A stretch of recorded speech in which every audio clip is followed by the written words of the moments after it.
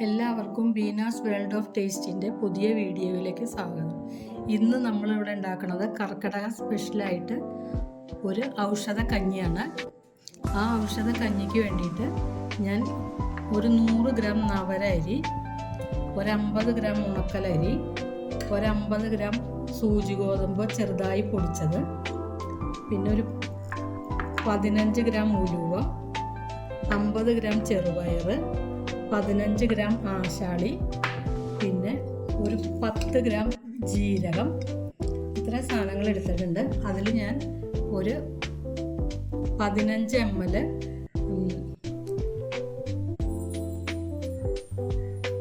ദശപുഷ്പത്തിൻ്റെ നീരായത്. ദശപുഷ്പങ്ങൾ ഏതൊക്കെയാണെന്ന് അറിയാലോ, അതെല്ലാം കൂടി നീര് പിഴിഞ്ഞെടുത്തതാണ്. അതും കൂടി ചേർത്തിട്ട് തേങ്ങാപ്പാലിൽ ഉണ്ടാക്കുകയാണ്. ഇനി നമുക്കിത് എങ്ങനെയാണ് ഉണ്ടാക്കാൻ നോക്കാം. ഇനി ഉണ്ടാക്കാനായി ഞാനൊരു കുക്കർ അടുപ്പത്തേക്ക് വെച്ചു. അതിലേക്ക് ഈ നവരരിയും ചെറുപയറും ഉലുവയും ഉണങ്ങലരിയും ഗോതമ്പ് നുറുക്കും ഞാൻ 1 മണിക്കൂർ വെള്ളത്തിലിട്ട് കുതിർത്ത് വെച്ചതാണ്. അതിനി അതിലേക്ക് ഇട്ട് കൊടുക്കാം. ആശാളി മാത്രം വെള്ളത്തിലിട്ട് കുതിർത്തിട്ടില്ല. ഇനി അതിലേക്ക് ആശാളി ഇട്ട് കൊടുക്കുക, ജീരകം ഇട്ട് കൊടുക്കുക. പിന്നെ ഞാൻ തേങ്ങയുടെ 2ാം പാല് പിഴിഞ്ഞു വെച്ചതാണ്. അതും കൂടി ഒഴിച്ചിട്ട് ഒരു 5 വിസിൽ വരുന്നവരെ കുക്കർ അടച്ച് 5 വിസിൽ വരുന്നവരെ ഇത് ഗ്യാസിലേക്ക് ഞാൻ വേറൊരു പാത്രം അടുപ്പത്ത് വെച്ചു. അതിലേക്ക്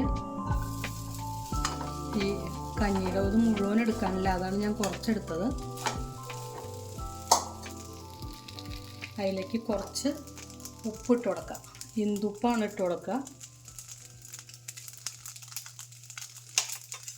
പിന്നെ ദശപുഷ്പങ്ങളുടെ നീര്, പിന്നെ തേങ്ങാപ്പാൽ. 1 മുറി തേങ്ങയുടെ പാലാണ് ഞാൻ നല്ല കട്ടിപ്പാലെടുത്ത് വെച്ചിരുന്നത്. ഇതെടുത്ത് വയ്ക്കുക. 1 സ്പൂണ് നെയ്യ് ഇട്ട് കൊടുക്കുക.